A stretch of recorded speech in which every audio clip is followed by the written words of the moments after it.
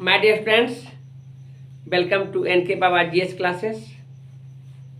हमने GS classes में कुछ इम्पॉर्टेंट क्लास को रखे हैं। जो 10th लेवल का बोर्ड का साइंस है उसको रखे हैं, जो काफ़ी इम्पॉर्टेंट है। जनरल कंपटीशन में तो यही सब आता ही है, लेकिन बोर्ड का भी हम यहाँ पर इंक्लूड किए हैं। यानी आप साइंस का क्लास 10th का साइंस आपके लिए जनरल कंपटीशन का बहुत बड़ा आपका एक टॉपिक्स बनेगा। तो इस बात को ध्यान में रखेंगे। वह जनरल स्टडी के अंतर्गत आप पढ़ेंगे ही जनरल स्टडी के स्टूडेंट्स। साथ ही साथ हमने 10th बोर्ड का जो 2023 में आने वाले क्वेश्चन को हमने यहाँ रखा है, वह भी साइंस क्लास जो क्लास 10th का जो विज्ञान है उसमें फिजिक्स, केमिस्ट्री और बायो तीनों को अलग अलग करके ऑब्जेक्टिव क्वेश्चन मल्टीपल चॉइस के रूप में हमने इसे एक्सप्रेस कर रहे हैं, जो बोर्ड के लिए रामबाण है। हर हाल में मैं जो पढ़ा रहा हूँ वह 10th बोर्ड 2023 में क्वेश्चन आएगा। आप लोग जरूर इस चैनल से जुड़ करके और इसको पढ़िए। विशेष क्या कहें, एग्जाम का समय है और हम किताबों का एनसीईआरटी किताब का अध्ययन करके हम फिजिक्स, केमिस्ट्री और बायो तीनों को हम यहाँ पर आप लोगों को पढ़ाएंगे, जिसमें हम केमिस्ट्री से स्टार्ट कर रहे हैं। केमिस्ट्री पूरे हम कंप्लीट कर लेंगे। ऑब्जेक्टिव क्वेश्चन 2 मार्क्स का क्वेश्चन, जो आपको सब्जेक्टिव क्वेश्चंस होंगे वो सभी, उसके साथ साथ फिजिक्स और केमिस्ट्री तीनों हम पढ़ा देंगे। यह आपको 10th में के लिए तो है ही, लेकिन आपको जनरल स्टडी के लिए जो कुछ भी एसएससी हो और अदर जो भी सचिवालय का क्वेश्चन हो, यानी रेलवे का हो, साइंस से जो भी एंट्रेंस है, आपको जो भी आपको गवर्नमेंट जॉब में पूछे जाते हैं वहाँ से सब के सब क्वेश्चन रहेंगे। आप इतना जानिए कि 7, 8, 9, 10th के जो साइंस है वही आपके जनरल स्टडी है, जनरल साइंस है। बीपीएससी में क्वेश्चन तो यही सब पूछे जाते हैं। जो इस बार क्वेश्चन जो बीपीएससी का क्वेश्चन है हमने केमिस्ट्री में पढ़ाया था और उसमें से बहुत सारे क्वेश्चन आए हैं।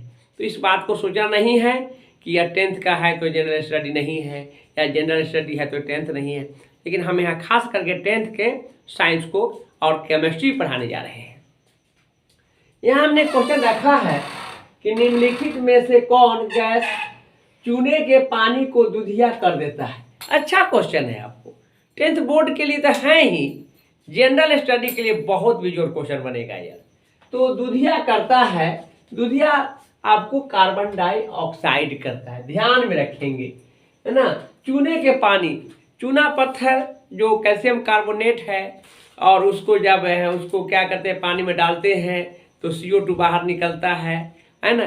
तो वह जो है कैसा रंग का होता है, दूधिया रंग का होता है, दूध जैसा वो उजला होता है। इसका आंसर कौन होगा, इसका आंसर सी होगा। नेक्स्ट है टार्टेरिक अम्ल निम्नलिखित में से किस में पाया जाता है। बहुत बढ़िया क्वेश्चन है। टार्टेरिक अम्ल जो है इमली में पाया जाता है। आप जानेंगे फॉर्मिक अम्ल जो होता है लाल चींटी में पाया जाता है। आपको एसिटिक अम्ल जो है सिरका में पाया जाता है। हाइड्रोक्लोरिक एसिड जो है मानव के आंत में पाया जाता है। इस तरह से टार्टेरिक अम्ल जो है किसमें पाए जाएंगे, इमली में पाया जाता है। इंपॉर्टेंट है, याद रखेंगे। जिप्सम का सूत्र होता है, देखिए आप, जिप्सम साल्ट और इप्सम साल्ट दो गो होता है। तो जिप्सम के जहाँ तक होगा वह आपका कैल्शियम का सल्फेट होगा, और साथ ही साथ इप्सम की बात करते हैं तो मैग्नीशियम का सल्फेट होगा। लेकिन यहाँ कैल्शियम का सल्फेट है ही, लेकिन आपका CSO4, लेकिन रवे जल जो है 1/2 है, इसमें 2H2O है और इसमें 10H2 है। 10 वाला तो कभी नहीं होगा। आपको A और B में आप सोचिए तो आपको A जो है प्लास्टर ऑफ पेरिस है, तो आप जानेंगे प्लास्टर ऑफ पेरिस है तो किससे बना है, जिप्सम साल्ट से बना है। वह जिप्सम साल्ट का सूत्र होता है CSO4 2H2O।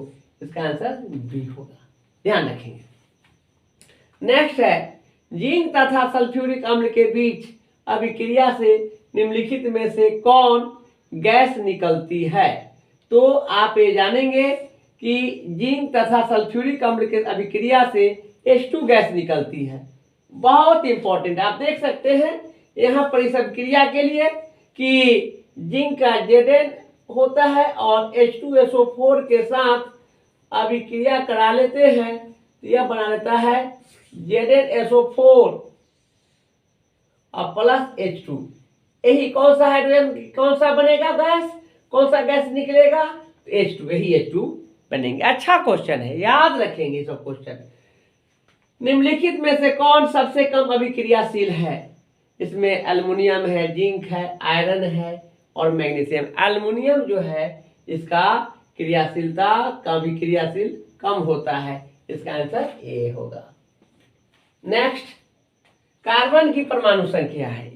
ये क्वेश्चन पूछा हुआ बोर्ड में है और आप जानते हैं कार्बन क्यों पूछा। कार्बन जो है कार्बनिक यौगिक का निर्माण करता है, बहुत पॉपुलर है और कार्बन का परमाणु संख्या 6 होता है। ये आपको बहुत छोटा अच्छा क्वेश्चन, बहुत हल्का क्वेश्चन है। इसका आंसर कौन होगा, तो ए होगा 6। एक बार तो आप जान लीजिए कि 12th में हीलियम का सूत्र पूछ लेता। आप सोचिए कि हीलियम का He होता है। ये 12th बोर्ड का 2020 का क्वेश्चन है, तो कुछ भी पूछ सकता है। ये नहीं समझिए कि हल्का है, आप जानते हैं इसलिए आपके लिए हल्का है, न जानने वाले के लिए वो भारी है ना। तो आप पढ़िए, आपको सब क्वेश्चन बनेंगे एग्जामिनेशन का।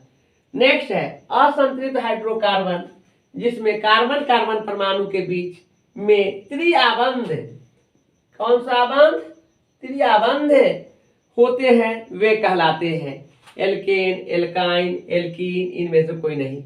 आप जानिए एक आबंध कार्बन कार्बन बीच होगा तो वह एल्केन होगा, 2 आबंध होंगे कार्बन कार्बन तो वह एल्कीन होगा, और त्रि मतलब 3 कार्बन कार्बन में त्रिआबंध होगा तो एल्काइन होगा, जिसका सूत्र CnH2n-2 होता है। यह एल्काइन, बी इसका आंसर होगा। नेक्स्ट है एथेनॉल में क्रियाशील मूलक का सूत्र है। एथेनॉल अल्कोहल, एथेनॉल है उसमें क्या होगा, अल्कोहल, अल्कोहल के लिए ऑल आता है, OH वाला होगा, तो इसमें कौन होगा, OH बटा कौन है, ए है। यह LCH, यहाँ पर एथेनॉल रहता तो एल्डिहाइड CH होता, एथेनॉल है इसलिए अल्कोहल है, OH हो जाएगा। एथेनोइक रहता तो COOH होता है ना। तो इस तरह से आप जानेंगे। यह कीटोन है, कीटोन कम से कम 3 कार्बन वाला होता है, यह 2 कार्बन वाला है, इसलिए कीटोन की हम चर्चा नहीं करेंगे। नेक्स्ट है जब किसी अभिक्रिया के समय किसी पदार्थ में ऑक्सीजन की वृद्धि होती है तो निम्न में से क्या कहा जाता है।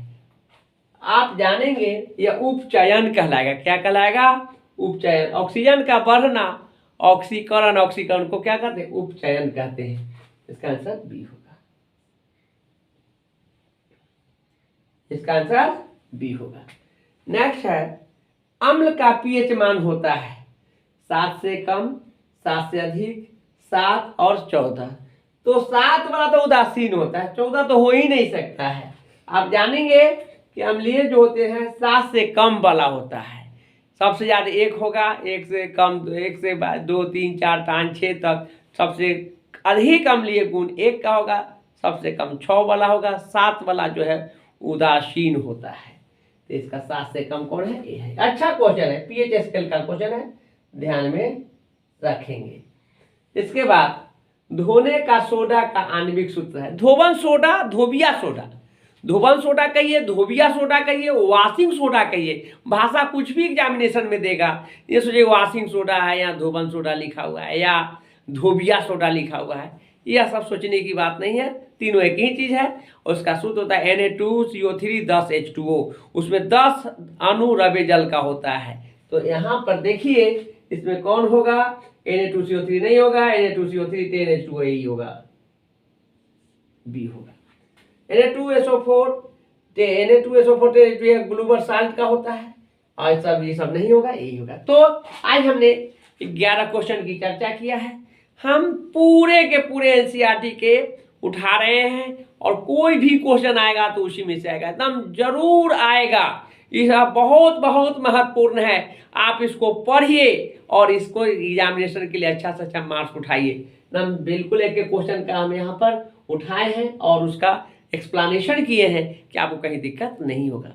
समय बहुत कम है, इसलिए हम objective question to the point पढ़ा रहे हैं, नहीं तो इसके बुकें पढ़ा देते, लेकिन वह आप लोग ना पढ़ना चाहेंगे और न मैं पढ़ाऊंगा, इसलिए कि एग्जामिनेशन का समय है। आपको वह चीज़ चाहिए जो एग्जामिनेशन में अच्छा से अच्छा सफलता प्राप्त करे। सबके सब क्वेश्चन बनाइए, इसलिए मैंने इस तरह से बतलाया है। बिल्कुल ऐसी पैटर्न पर आपको एग्जामिनेशन क्वेश्चन पूछे जाएंगे और निर्भय होकर के एग्जाम दे करके अच्छा नंबर लाइए।